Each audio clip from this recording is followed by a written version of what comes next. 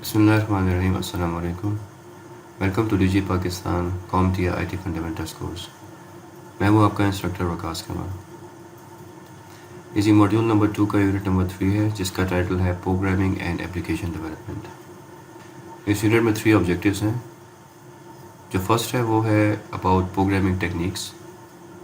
Second में हम types of programming languages के बारे में पढ़ेंगे। And third is about object oriented programming.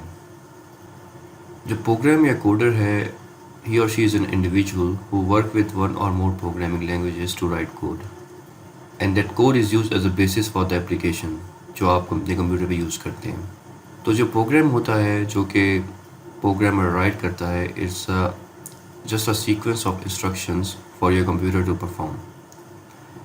इसकी एक सादा सी एग्जांपल है कि अगर आपने 2 नंबर्स हैं उनको ऐड करना है, तो आप यूज़र से कहेंगे कि पहला नंबर इंटर करें, फिर दूसरा नंबर इंटर करें, फिर आप कंप्यूटर में उसका सम परफॉर्म करेंगे, उनको ऐड करके जो रिज़ल्ट है वो आप उसको स्क्रीन पे शो कर देंगे। तो ये एक सिंपल सा प्रोग्राम। इंग्लिश लैंग्वेज में एम्बिग्विटी हो सकती है, लेकिन प्रोग्रामिंग लैंग्वेज में एम्बिग्विटी नहीं होती। इसका मतलब ये है कि यू हैव टू कंसिडर कि जो इनपुट है और आउटपुट है वो क्लियरली डिफाइन किए गए हों। आपको इन चीज़ों का ख्याल रखना पड़ेगा कि जब आप यूज़र से लेट्स से पहला नंबर मांग रहे हैं, तो यूज़र इंटीजर ही इंटर करें। लेट्स से फॉर एग्जांपल अगर यूज़र इंटर करता है अल्फ़ाबेट ए, तो ए को आप दूसरे इंटीजर में ऐड नहीं कर सकते। तो आपने मुख्तलिफ सिनेरियोज़ को सोचना पड़ता है कि यूज़र कुछ भी इंटर कर सकता है। प्रोग्राम में ये कैपेबिलिटी होनी चाहिए कि वो इसको टैकल कर सके। तो इसकी एग्ज़ाम्पल ये है, लेट्स से आप 2 नंबर ऐड करना चाह रहे हैं। तो सबसे पहले आप यूज़र से पूछेंगे पहले स्टेप में, ask user to enter first number.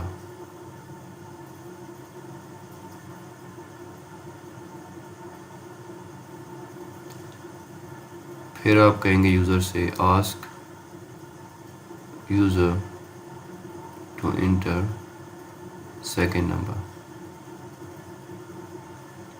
अच्छा, अब फिर आप कंडीशन लगा सकते हैं टू मेक श्योर कि जो यूज़र ने इंटर किया है वो नंबर ही है, वो कोई कैरेक्टर नहीं है, वो कोई अल्फ़ाबेट नहीं है।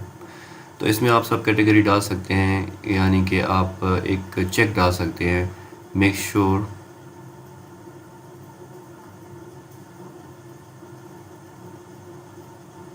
The entered value is a number. और फिर आप तीसरे स्टेप में क्या कर सकते हैं,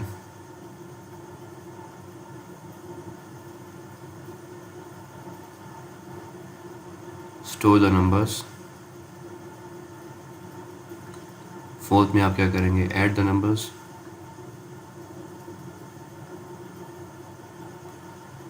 और फिर आप फिफ्थ स्टेप में क्या करेंगे, डिस्प्ले द रिजल्ट।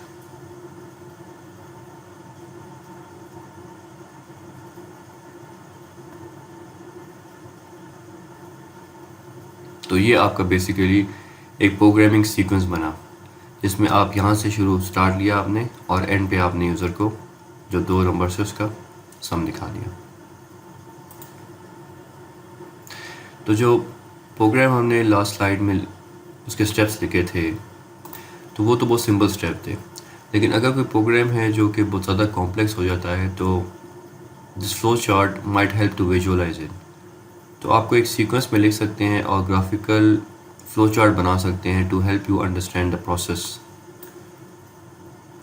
तो जैसा कि आप फ्लो चार्ट में देख सकते हैं कि यहाँ पे हमने पहले नंबर के बारे में यूज़र से पूछा, फिर हमने यहाँ पे चेक किया कि वो नंबर आइदर वैलिड है या नहीं है, फिर हमने उसको स्टोर किया, फिर सेकंड नंबर के बारे में पूछा, फिर हमने चेक किया कि वो वैलिड है या नहीं है, फिर हमने उनको यहाँ पे सम किया दोनों को ऐड करके, और हमने रिज़ल्ट को डिस्प्ले कर दिया। तो बेसिकली इसका जो प्रोग्राम बनेगा वो ये है, फॉर एग्ज़ाम्पल कि एक वेरिएबल ए है जिसमें हमने यूज़र का इनपुट स्टोर किया। से फॉर एग्ज़ाम्पल यूज़र ने इनपुट किया 2, फिर हमने वेरिएबल बी लिया, उसमें यूज़र से इनपुट मांगा, यूज़र ने लेट से इनपुट किया 3, फिर हमने इन दोनों वैल्यू को जो वेरिएबल में स्टोर कर दिया, फिर हमने एक और वेरिएबल लिया सी, जिसमें हमने कर दिया a + b, और सी की वैल्यू आ गई 5 और फिर हमने इसको डिस्प्ले कर दिया, print see that will display the number 5। तो बेसिकली ये आपका जो है ये कोड है जो कि आप प्रोग्रामिंग लैंग्वेज में इंटर करेंगे। प्रोग्रामिंग लैंग्वेज, हर प्रोग्रामिंग लैंग्वेज के डिफरेंट पैरामीटर्स हैं, डिफरेंट सेटिंग्स हैं, डिफरेंट कॉन्फ़िगरेशन जो हैं वो उसके स्टेप्स हैं या डिफरेंट सिंटेक्स है जिसको आपने फॉलो करना है। तो बेसिकली फ़्लो चार्ट आपको हेल्प करेगा कि आपने जो है उसको सीक्वेंस जो है उसको सही तरह से फॉलो करना है और उसमें कोई स्टेप रह ना जाए। तो प्रोग्राम का स्ट्रक्चर तो हमने समझ लिया फ़्लो चार्ट से। तो अब हम क्या कर सकते हैं कि हम स्टेप्स लिख सकते हैं as a simple list and start to develop the code blocks जो कि प्रोग्राम फंक्शंस को डिफ़ाइन करेगा। लास्ट एग्जांपल में जो हमने की उसमें 2 स्टेप्स थे जब हम चेक कर रहे थे कि जो यूज़र इनपुट कर रहा है वो इंटीजर है या वेरिएबल है। तो हमने 2 इनपुट के लिए चेक करना है, तो उसको हम कंबाइन कर सकते हैं एक फंक्शन में। तो उसकी मैं आपको एग्जांपल दे देता हूँ। जैसे फॉर एग्जांपल यहाँ पे हमारा मेन फंक्शन है,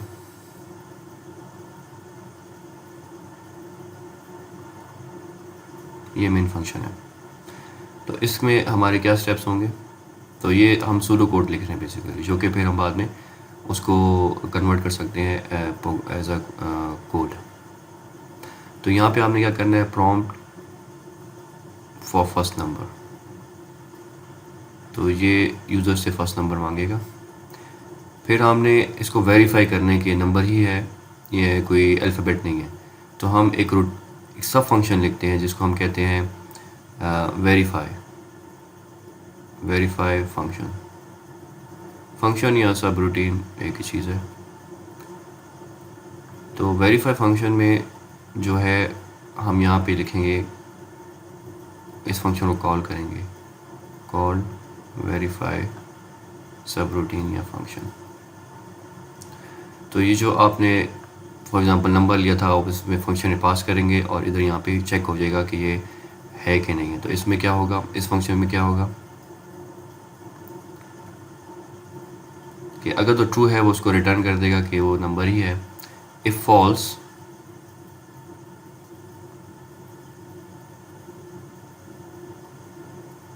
तो हम एक और फंक्शन लिख लेते हैं लेट्स से और यहाँ फिर हम प्रिंट कर लेंगे, रिटर्न जो है वो प्रिंट कर लेंगे कि प्रिंट, तो हम प्रिंट कर लेंगे कि नंबर इज़ नॉट वैलिड।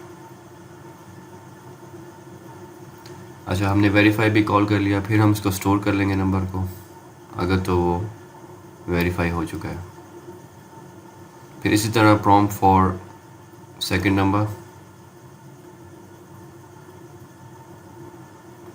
फिर हम वेरीफाई कर लेंगे इसको, सेकंड नंबर भी जो है वो मेक श्योर कि इंटीजर ही है।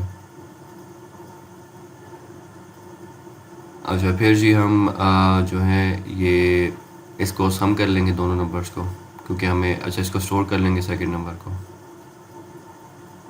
और फिर इसको सम कर लेंगे। सम इज़ इक्वल टू, यहाँ पे हमारा वेरिएबल 1 और वेरिएबल 2 आ जाएगा और फिर जो है हम इसको डिस्प्ले कर लेंगे सम को। तो ये जी आपका सूडो कोड है, एक बहुत ही सिंपल एग्जांपल का, फिर जिसको आप प्रोग्रामिंग लैंग्वेज में लिख सकते हैं। तो इसमें हमने कोई स्पेसिफिक सिंटेक्स यूज़ नहीं किया किसी पर्टिकुलर प्रोग्रामिंग लैंग्वेज का, तो it's just like a pseudo code और जस्ट अ प्रोग्राम। तो आपने नोटिस किया होगा जो मेन रूटीन थी हमारी, जो मेन फंक्शन था, उसमें फिर हमने सब रूटीन कॉल की, सब फंक्शन जो कि था वेरीफाई का।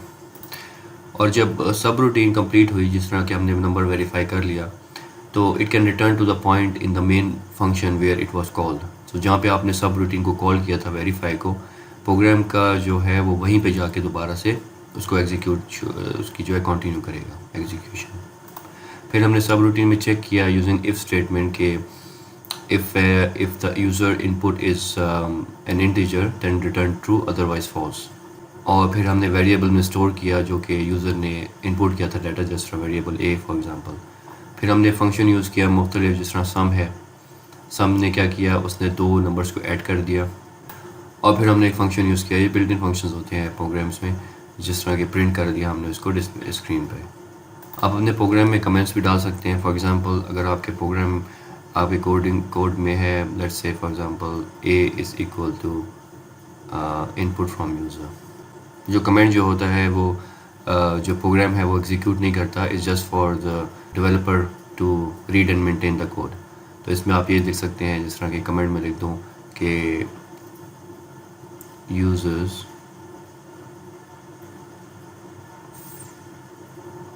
इनपुट, ये सिर्फ कमेंट हो गया। तो जो कंपाइलर है वो इसको नहीं देखेगा, इसको एक्सक्लूड कर देगा फ्रॉम एग्जीक्यूटिंग।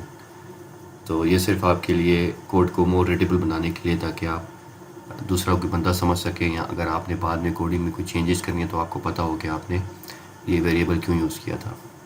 सूडो कोड या लॉजिक आपने बना ली अपने प्रोग्राम की, तो उसके बाद आपने उसको कोड करना है। कोड करने के लिए आप मुख्तलिफ जो है प्रोग्रामिंग लैंग्वेज को यूज़ कर सकते हैं। तो उसको कंसिडर करने के लिए कि आपको कौन सी प्रोग्रामिंग लैंग्वेज यूज़ करनी है, आपको डिफरेंट फैक्टर्स को सोचना पड़ेगा या ज़हन में रखना पड़ेगा कि आप जो है वो किस किस्म का प्रोग्राम लिख रहे हैं, आपको उस लैंग्वेज में जिसमें आप लिखना चाह रहे हैं उसमें कितना एक्सपीरियंस है आपके पास, और जो आपका यूज़र है वो किस किस्म की डिवाइसेस पे वो प्रोग्राम रन कर सकता है। तो हर प्रोग्रामिंग लैंग्वेज का डिफरेंट सिंटेक्स है। लॉजिक सेम होती है लेकिन सिंटेक्स या कमांड्स जो हैं वो डिफरेंट होती हैं, फंक्शंस डिफरेंट होती हैं। फॉर एग्ज़ाम्पल अगर मैंने एक प्रोग्राम लिखना है C++ में, तो लॉजिक सेम रहेगी, जो उसको इम्प्लीमेंट करने का तरीका है वो डिफरेंट होगा कंपेयर टू जावा, अगर मैं जावा में लिखूँ। तो ये भी होता है कि जावा का प्रोग्राम आप सी में रन नहीं कर सकते एंड वाइस वर्सा। तो प्रोग्राम को हमेशा कन्वर्ट किया जाएगा to match the syntax of the programming language. Different languages available है मार्केट में, जावा है, पाइथन है, जावास्क्रिप्ट है, C++ है, C# है, PHP है जो कि वेब डेवलपमेंट में यूज़ होती है। प्रोग्रामिंग लैंग्वेजेस को जो है वो 3 ब्रॉड कैटेगरीज में डिवाइड किया जाता है: compiled, interpreted and query languages. जब आप एक प्रोग्राम लिखते हैं using a compiled programming language, तो आपको उसको का जो कोड है उसको एग्जीक्यूटेबल बाइनरी फॉर्म में कन्वर्ट करना पड़ेगा। फॉर एग्ज़ाम्पल अगर आप C++ यूज़ कर रहे हैं तो आप उसको पहले कंपाइल करेंगे तो उसकी एग्जीक्यूटेबल फाइल जनरेट होगी। तो बेसिकली जो कंपाइलर है it converts the source code, जो आपका कोड है, to machine code. Machine code जो है वो इंस्ट्रक्शंस हैं बेसिकली वंस और ज़ीरोज़ में, जो कि CPU के प्रोसेस करने के लिए यूज़ होती है। कंपाइल्ड प्रोग्राम है वो ज़्यादा तेज़ रन होता है speed wise compare to the interpreted code. लेकिन जो कंपाइल्ड प्रोग्राम है it tends to be platform specific. For example अगर आपने उसको किसी नए प्लेटफॉर्म पे रन करना है तो you must recompile the source code for the new platform. जब आप कोड लिखते हैं विद एन इंटरप्रेटेड लैंग्वेज तो आप उसको कंपाइल नहीं करते, it just run with in the context of N interpreter, जो कि उसको कन्वर्ट करता है मशीन कोड में एट रन टाइम। इसका मतलब ये है कि प्रोग्राम जो है वो आपका स्लो रन करेगा, लेकिन इसका फ़ायदा ये है कि आप वो जो प्रोग्राम है वो किसी भी प्लेटफॉर्म पे रन कर सकते हैं। आपको दोबारा रिकम्पाइल करने की ज़रूरत नहीं है, जिस तरह आप एज अ कंपाइलर लैंग्वेज में करते हैं। जो एग्जांपल इंटरप्रेटेड लैंग्वेजेस की उसमें है जावास्क्रिप्ट है, पर्ल है और पाइथन है। जो कोड क्वेरी लैंग्वेज में लिखा जाता है जैसे SQL स्ट्रक्चर्ड क्वेरी लैंग्वेज, उसको डिज़ाइन किया जाता है to retrieve specific records from a data set. For example एक डेटाबेस है जिसमें let's say thousands of NIC जो है वो स्टोर्ड है। NIC यानी कि आपको जो नेशनल आइडेंटिटी कार्ड नंबर है उसमें स्टोर्ड है।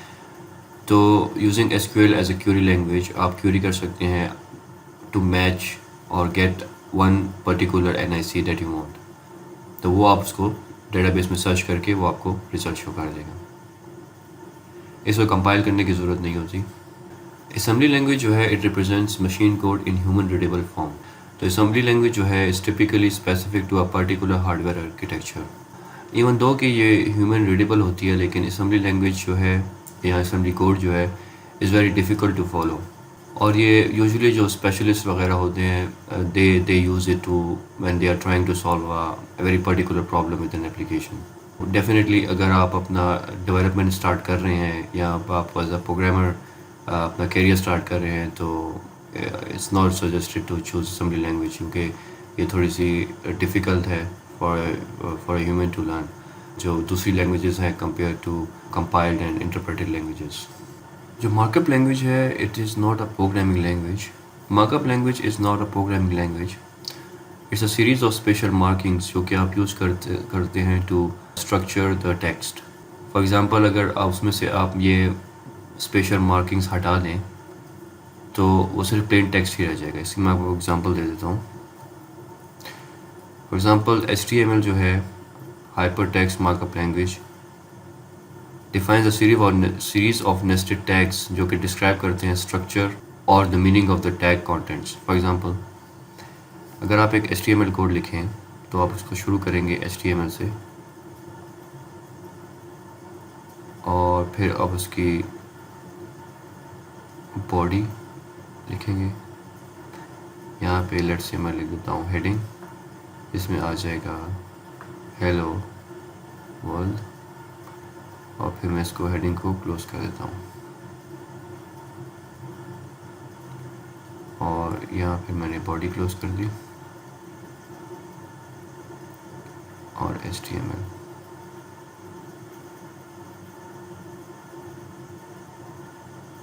तो जब आप ये ब्राउज़र में रन करेंगे तो बेसिकली जो टैग्स हैं, it tells the client application such as browser how to structure the document. तो इसमें जो टॉप लेवल पेरेंट एलिमेंट है जो कि HTML है, it identifies the type of document. So जो other tags हैं, they are nested within this one. जो body है, it indicates the main part of the content as a page, जो कि आपको क्लाइंट को शो करना है। ये आपकी हेडिंग हो गई, और हर टैग का स्टार्ट और क्लोज एलिमेंट होता है, जिस तरह के बॉडी का ये है, और HTML का ये है, और हेडिंग का ये है।